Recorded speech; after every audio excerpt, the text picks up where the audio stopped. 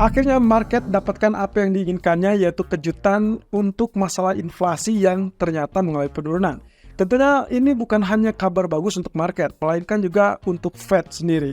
Dan kira-kira apa ya pengaruhnya atau bagaimana setidaknya untuk langkah selanjutnya terkait dengan data inflasi kemarin? Oke, begini ulasannya. Ya, seperti yang terlihat di dalam economic calendar, bahwasanya ketiga data ekonomi atau keempat data ekonomi lebih tepatnya dari core inflation untuk basis bulanan, tahunan, dan juga inflasi utama dari basis tahunan ataupun bulanan menunjukkan angka yang relatif bisa dibilang turun. Dan itu adalah tanda-tanda pendinginan lebih lanjut, terutama yang kita soroti kali ini adalah data basis bulanan, teman-teman. Ya, walaupun kalau kita perhatikan dari economic calendar, kemarin data utamanya kurang lebih turun ke 3,0% dari ekspektasi 3,1%. Ingat bahwa bulan sebelumnya itu sempat agak sedikit kurang antusias ya market menyambutnya karena penurunannya agak relatif tipis 3,4 menjadi 3,3. Tapi kemudian dari 3,3 akhirnya kita dapatkan dengan 3,0%, ya at least turun 0,3% lah ya. Lalu kemudian juga data core CPI-nya basis tahunan juga mengalami penurunan yang juga relatif signifikan menurut saya, dari 3,4 menjadi 3,3. At least ada penurunan di core CPI-nya, dan itu yang kemarin kita bahas. Nah, tapi kali ini kalau kita perhatikan lagi, memang angka 3% itu tidak berarti apa-apa bagi Fed, karena kemarin atau beberapa hari sebelumnya kita sempat dapatkan pernyataan dari Mr. Powell bahwa yang dibutuhkan adalah data yang menunjukkan ada korelasi ataupun kelanjutan dari proses disinflasi menuju target yang diinginkan 2%. Nah, tapi coba lihat di basis bulanan, terutama untuk inflasi umum atau inflasi utama yang tadinya diperkirakan hanya berada di 0,1% atau naik tipis ya dari 0,0 menjadi 0,1%. Apa yang terjadi? Ternyata turun sampai ke level negatif, jadi minus 0,1%. Wow, ini betul-betul surprise, dan itu berarti tanda bahwa inflasi memang bergerak dingin sampai ke ya mulai ada gejala untuk ke arah target mereka.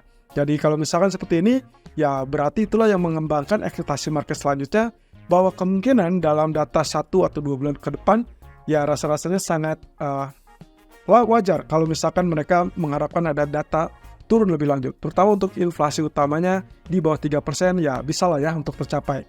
Nah, ini mengingat dengan apa yang disampaikan oleh Powell kemarin di hari kedua, kesimpulan yang kita dapatkan adalah posisinya Fed tidak selalu atau tidak harus menunggu sampai inflasi tersebut turun sampai 2% atau di bawah 2% untuk mulai melakukan pemangkasan. Ya minimal saja yang diperlukan adalah data yang relatif lebih bagus. Lebih bagus di sini artinya bukan karena inflasi yang harus naik, melainkan proses disinflasinya yang melanjutkan, dan itu berarti penurunan secara bertahap atau berjenjang menuju target 2%. Jadi dalam hal ini teman-teman, ini pula yang menjadikan koridor ataupun batasan bagi market untuk mengartikan atau mencerna data kemarin sebagai peluang untuk melakukan pemangkasan suku bunga dalam waktu dekat. Tapi dengan catatan teman-teman, seperti yang kemarin sempat kita bahas juga, bukan dalam waktu dekat artinya di pertemuan Juli, melainkan di pertemuan September. Dan itu pula yang ditunjukkan dari angka atau ekspektasi angka yang menunjukkan setelah rilis data CPI kemarin, ekspektasi untuk pemangkasan September itu kurang lebih naik ke 92%. Dari berapa? Dari sebelumnya cuma 70% sebelum data rilis CPI. Jadi ini adalah perkembangan yang lebih bagus. Dan bahkan dari pernyataan beberapa pejabat Fed, saya mensortir dari dua saja di sini, Austan Goolsbee yang memang relatif bisa dibilang cukup vokal ya untuk menyuarakan terkait dengan sisi dovish atau bergeser ke sisi dovish. Jadi Goolsbee mengatakan bahwa inilah jalur sebenarnya yang diinginkan, yaitu jalur menuju target 2%.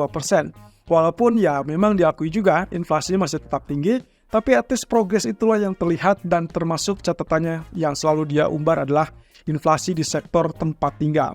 Artinya ini ada kecenderungan untuk mulai mereda, dan itu pula yang membuat kenapa inflasi kelihatannya dengan sangat mudah turun sampai ke 3%. Nah, sementara Mary Daly yang juga dikenal sebagai tokoh yang bisa dibilang cukup dekat dengan Powell ya. Bahkan menurut beberapa pengamat, apa yang dikatakan Daly itu biasanya kecenderungannya akan sama dengan apa yang dipandang oleh Powell. Jadi dalam hal ini kalau kita lihat pernyataannya relatif bisa dianggaplah bergeser ke sisi dovish. Padahal beberapa waktu sebelumnya dia tetap hawkish dan hanya mengatakan bahwa mungkin hanya satu kali pemangkasan, itu pun tidak dalam waktu dekat.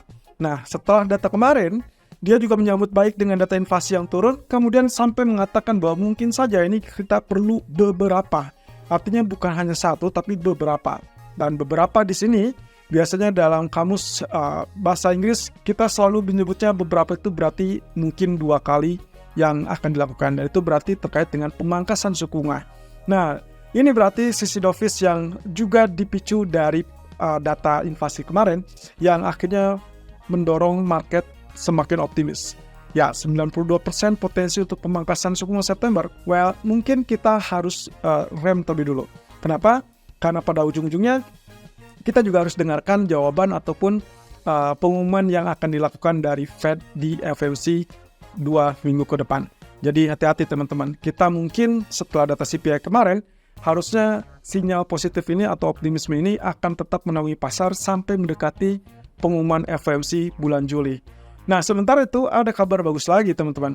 Yaitu kalau Anda perhatikan USD Japanese Yen bergerak turun dari sejak tadi malam dengan level 161 sampai ke kisaran 157. Ya, bayangkan ini penurunan yang tidak diduga-duga karena tadinya kita berpikir tidak perlu ada intervensi, bahkan itu mungkin saja tetap turun karena data Amerika yang lemah berarti US dollar melemah dan US Treasury yield itu akan serta-merta diikuti oleh USD Japanese Yen. Tapi yang terjadi adalah strategi terbaru dari Atsushi Mimura, sang pengganti Masato Kanda kemarin, ternyata memiliki strategi terbaru, yaitu memanfaatkan pelemahan data Amerika untuk melakukan intervensi. Setidaknya dengan cara ini, akhirnya dana yang dikeluarkan oleh pihak Jepang akan relatif lebih kecil dan juga efeknya lebih efektif tentunya. Ini berbanding terbalik dengan apa yang dilakukan oleh Masato Kanda. Jadi ini mungkin yang menjawab pertanyaan kita dalam 2 atau 3 minggu terakhir ya. Saat terjadinya penggantian dari Kanda ke Mimura, kita selalu bertanya-tanya kenapa diplomat baru ini tidak segera muncul atau tidak memberikan katakanlah semacam intervensi verbal seperti yang sudah-sudah. Ternyata disinilah letak keunikan ataupun strategi baru yang dimiliki oleh Mimura. Dia lebih prefer untuk mengamati saja tanpa harus berkoar-koar ataupun memperingatin market. Lalu kemudian mereka akan bertindak setelah ada momentum yang tepat. Dan momentum yang tepat itu adalah saat data Amerika yang relatif lebih rendah. Kenapa begitu? Ya, ini sebetulnya sudah pernah kita bahas dan saya sempat menyebutkan dalam beberapa bulan yang lalu bahwasanya strategi yang paling pas sebetulnya menunggu kemungkinan ada tanda-tanda bahwa Fed bisa segera melonggarkan kebijakan. Dan itu berarti sinyal dari inflasi yang lebih rendah supaya Fed-nya terdorong untuk melakukan pemangkasan suku bunga. Nah, setelah itu, kalau sudah ada gejala itu, berarti ada kesempatan untuk BOJ bertindak. Karena dalam artian, posisi ini akan sangat menguntungkan. Dengan pelemahan US dollar, mereka tidak perlu capek-capek ataupun menggunakan tenaga ataupun bahkan dana besar untuk melakukan intervensi. Dan itu ternyata yang dilakukan oleh Mimura. So, kita akan lihat ke depan teman-teman, apakah ini akan efektif apa tidak. Menurut kami, kemungkinan posisinya selama data inflasi ataupun bahkan data lain dari Amerika yang relatif tinggi tingkatannya, ternyata datanya relatif lebih lemah, maka kemungkinan kita akan dapatkan USD Japanese Yen secara bertahap akan tetap turun. Cuman yang harus diingat adalah di sini faktor fundamental setempat ataupun domestik yang harus dirubah. Apa itu? Dan itu fungsinya dari BOJ. Dan itu berarti kita tinggal tunggu tanggal 31 Juli mendatang. Apakah mereka akan melakukan perubahan yang signifikan terhadap suku bunga apa tidak? Karena kalau tidak, ya berbahaya. Nah, berarti dalam hal ini yang paling efektif sebetulnya menurut para pengamat adalah dengan melakukan perubahan kebijakan moneter. Kalau itu yang terjadi, berarti entah itu dengan menghentikan pembelian obligasi oleh BOJ atau mungkin juga dengan menaikkan suku bunga. Dan itu akan dirasa lebih konsisten membuat mata uang yen-nya akan menguat. Nah, sembali kemungkinannya kalau misalkan dapat sinyal yang kuat bahwa Fed akan melakukan pemangkasan suku bunga, satu sisi BOJ harus mendekati juga dengan menaikkan suku bunga. Artinya nanti akan ada keseimbangan di mana suku bunga Amerika akan mulai penurunan dan suku bunga Jepang akan mulai kenaikan. Dan disitulah nantinya yen akan sangat konsisten untuk mengalami penguatan. Berbeda dengan kemarin-kemarin, mereka hanya melakukan intervensi tanpa merubah skala kebijakan ekonomi.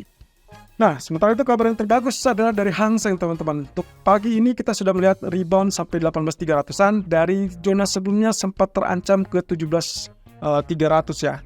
Dan ya berkali-kali saya sempat mengingatkan ini adalah momentum yang tepat. Harusnya Anda bisa memanfaatkan itu setelah dia terjadi penurunan yang signifikan, kemudian terjadi sinyal double bottom sejak kemarin. Nah, hal ini juga kaitannya dengan semakin dekatnya dengan rapat pleno atau third plenum yang akan dilakukan minggu depan, tanggal 15 sampai 18 Juli, teman-teman. So, apa saja yang harus diharapkan atau yang bisa diharapkan? Karena ini sidangnya kelihatannya tertutup dan mereka tidak akan mengumbar itu di depan publik sampai didapatkan hasil ataupun keputusan.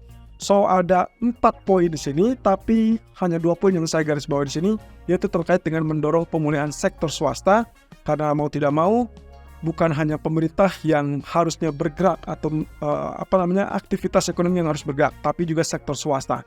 Dan ini akan menjadi penyeimbang yang bagus sebetulnya untuk kebangkitan ekonomi China. Lalu kemudian yang kedua adalah kebijakan fiskal dan juga reformasi pasar. Nah, kita ketahui bersama minggu ini dari sekuritas Komisi Regulasi memberikan aturan yang cukup ketat terkait dengan short selling. Jadi itu juga turut membantu untuk masalah rebound di pasar saham, tentunya diikuti juga indeks saham. Nah, otomatis dengan adanya kebijakan fiskal, dan ini adalah kebijakan yang berawal atau berasal dari kepemerintahan. Kalau misalkan kemarin-kemarin kita dapatkan adalah kebijakan moneter dari PBOC, maka yang ingin didengarkan oleh market adalah terkait dengan kebijakan fiskal. Dan ini harusnya agak melonggar juga, supaya berimbang. Apa yang dilakukan oleh PBOC diimbangi dengan apa yang dilakukan oleh pemerintah. Sehingga nantinya terdapatlah kebangkitan ekonomi China dan ujung-ujungnya adalah tingkat permintaan akan segera meningkat. Itu termasuk untuk emas atau bahkan untuk komoditi yang lainnya. Economic data untuk hari ini, saya hanya melihat ada data PPI Amerika dan mungkin ini juga akan diharapkan turun. Kalau misalkan datanya relatif turun dan memberikan kejutan, tentunya imbasnya adalah mirip dengan tadi malam. Tapi kalau ternyata datanya lebih kuat, hati-hati, mungkin ya wajar. Weekend akan terjadi koreksi yang cukup sepadan. Sementara itu kalau misalkan lihat dari Michigan Consumer Sentiment, saya sih tidak berharap banyak ini akan merubah situasi. Tapi ya mungkin yang akan saya amati adalah ekspektasi inflasi untuk 1 dan 5 tahun. Kalau ada gejala untuk penurunan, ya berarti itu cukup aman dan weak dollar atau pelemahan US dollar bisa berlanjut sampai penutupan akhir pekan ini. So, kita lihat. Nanti sore kita akan hadir dengan ulasan terbaru dan kita akan coba lihat apakah emas mungkin akan muncul 2.500 apa tidak dalam waktu dekat.